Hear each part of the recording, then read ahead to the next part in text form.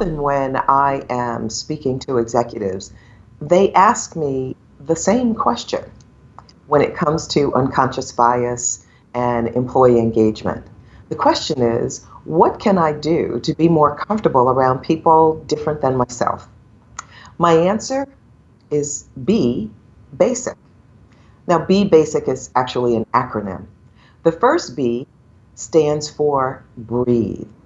I know that sounds simple, but literally breathe, because when you do that, you feed oxygen to your brain, and that allows the protein and glucose necessary to slow you down and be less stressed. Because often when you're around people different than yourself, you can be a little nervous, a little stressed, you're concerned about what it is you should be doing. The next B stands for be the other. Now, this is really homework.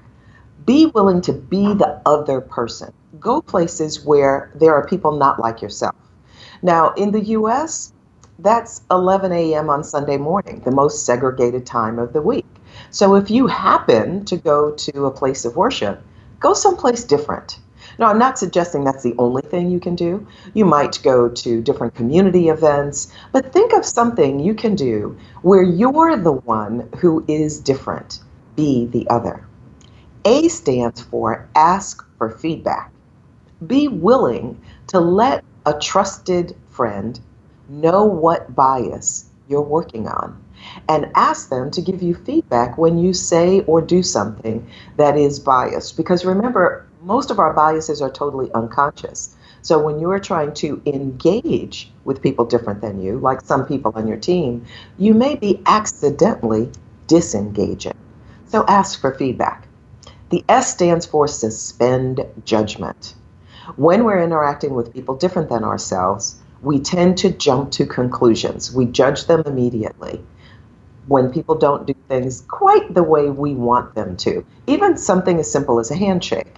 So suspend that judgment and become more curious to learn why that person is doing what they're doing the way they're doing it. The I stands for include others. Now, in this case, that means surround yourself with people that you're not normally around, but you're inviting them into your space. So, for example, if you have a house party, when people come, do they all look alike, sound alike, have the same politics, that type of thing? Invite some people who are different. So invite others. And the C stands for check your ego at the door. That's the hardest part, because we think we're right. We convince ourselves we're right, and that's our ego talking. So check it at the door. Be more curious about people different than you. Be basic.